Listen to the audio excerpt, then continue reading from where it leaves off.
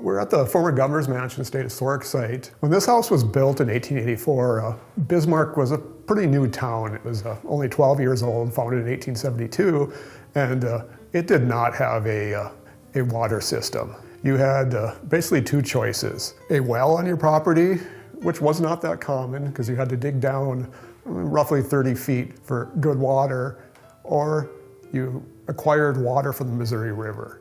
There was numerous businesses in town that would deliver water for 25 cents a barrel.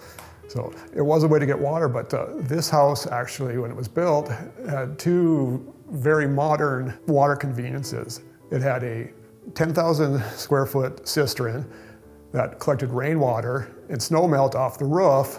It also had on the property a windmill with we figure a 2,000 to 3,000 gallon tank on it that supplied running water. This house, when it was built in 1884, it had a flush toilet on the second floor, which was very unusual for the time. And the only way you can do that is by having water higher than your toilet. So this water tank they had here was actually 3 stories up. As far as we can determine, it was not used for drinking water. It was simply for enough pressure for the bathroom, for the bathtub, and the toilet.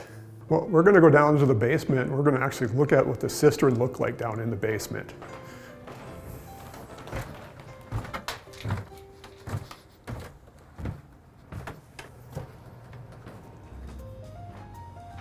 Well, we are in the basement of the mansion, and beside me here is the water cistern that is original to the house. It's made out of fieldstone, roughly 8 feet deep, and 13 by 13 feet wide. This uses up about a quarter of the basement. They figure about 80 gallons per person per day. That's a pretty small estimate. I mean, the Fishers and the Governors, I mean, they were well-to-do, so they were probably using more water than that. But 10,000 square feet, I think, is a pretty typical size, for a cistern like this. You wouldn't just drink the water straight, though. You go into this tank, and inside of here is a brick dome, kind of almost beehive shape, that the water would percolate through, and that would purify the water. It was a porous brick, so the water could go through, but sediment would drop out. Then it would be pumped up to the kitchen with a hand pump in the kitchen through a lead pipe. But we actually still have one of the lead pipes. So, I mean, we know it was lead pipe. We see it coming out of the filter, and it only runs to one place. It would have ran up to the kitchen. But the cistern, this water was not used in the bathroom. That came directly off the water tank outside.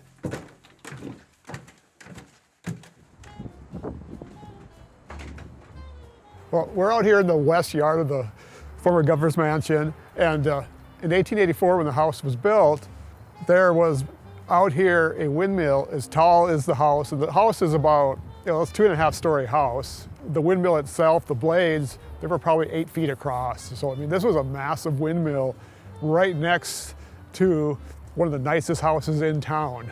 We have one photograph that was taken in 1886. And when you zoom in on this, you can clearly see the mansion, and right next to it is this large windmill. More than likely, this windmill was gone by 1890 when Bismarck got a municipal water system. It was approximately where this tree was.